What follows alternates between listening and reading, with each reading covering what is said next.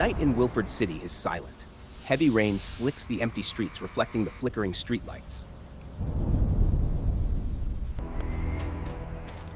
We see you.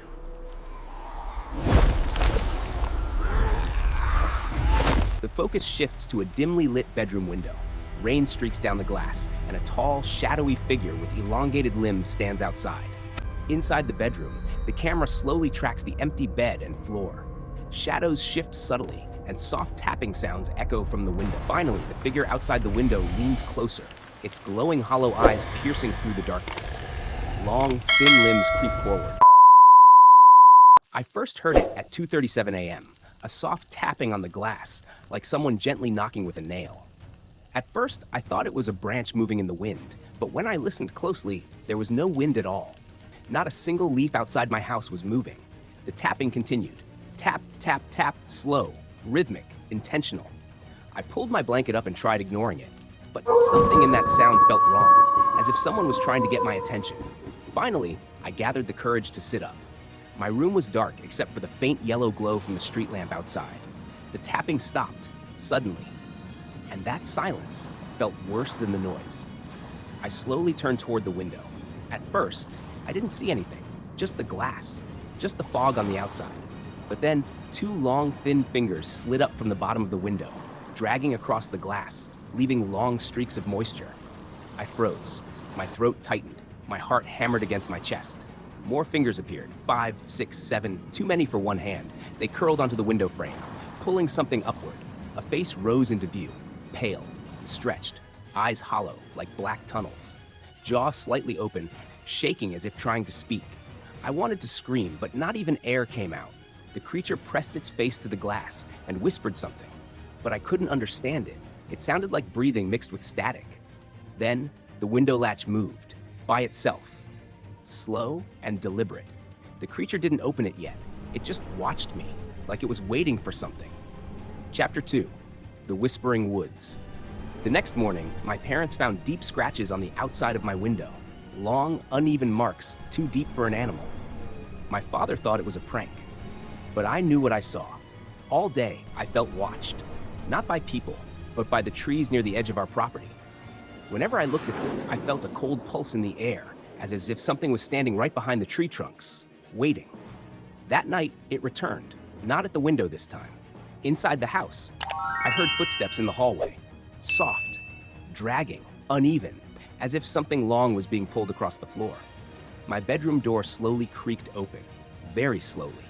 No one stood there, just darkness. Then a voice whispered, not from outside, not from the door, but from under my bed. Help me. I jumped up and backed into the corner. The whisper came again. Help me, I'm cold. Something moved under the bed. A long shadow stretched out onto the floor, reaching toward my feet. I forced the lights on. The shadow vanished instantly. The room went silent again, but something new appeared. 5 long fingerprints on the inside of my window. It had been inside. Chapter 3. The Town's Secret. The next day, I went to the oldest man in town, Mr. Harland. Everyone said he knew all the local stories. When I told him what I saw, his face turned pale. He whispered the name, the Long Watcher. He said it was a creature that lived in the woods long before the town existed. It watched people at night, waited for someone to look back at it, and once it chose a person, it never left them alone. It doesn't kill, Harland said. It replaces. I didn't understand. Not yet. Chapter 4. The Replacement. That night, the creature didn't come to my window. Instead, it stood in the middle of my room, perfectly still, like a tall shadow with too many limbs. It raised one of its long arms, pointed at me, and whispered, "You will sleep. I will stay." I backed into the wall. My voice trembled. "What do you want?"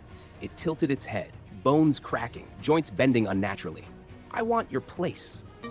My heart stopped. My breath froze. Suddenly, it stepped forward. Fast, silent, instant.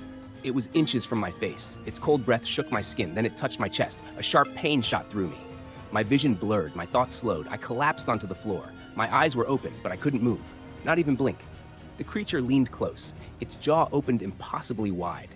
Its voice sank into my mind. "Sleep in my world, I will live in yours." Everything turned black. Chapter 5. The World Below. I woke up in darkness, not my room, not anywhere human. A cold, wet wooden floor beneath me, whispers all around. Dozens of voices, hundreds maybe. I saw movement in the shadows, figures, human shapes, but twisted, silent, lifeless. Then I realized something horrifying. They were all copies. People replaced by the creature. Their real bodies trapped here in this empty, dark world beneath ours. The whispers got louder. Remember us. Help us. Leave before you become one of us. I ran. I didn't know where. Just away from their voices. Behind me, something crawled. Fast, sharp, following. I burst through a thin wooden door and fell straight into my own bedroom. Final chapter. The truth, I gasped for air. It was morning. Sunlight filled the room. Everything looked normal. Except I wasn't alone. My mother knocked on the door. Breakfast is ready. But her voice didn't sound like her. It sounded stretched, like someone copying her tone. I looked toward the window, and in the reflection I saw a tall, thin figure standing right behind me, but not in the room, in the reflection only. Watching, smiling, waiting. The truth hit me hard. I never escaped. I only woke up in its body. It is living as me now, and I'm trapped on the wrong side of the mirror forever.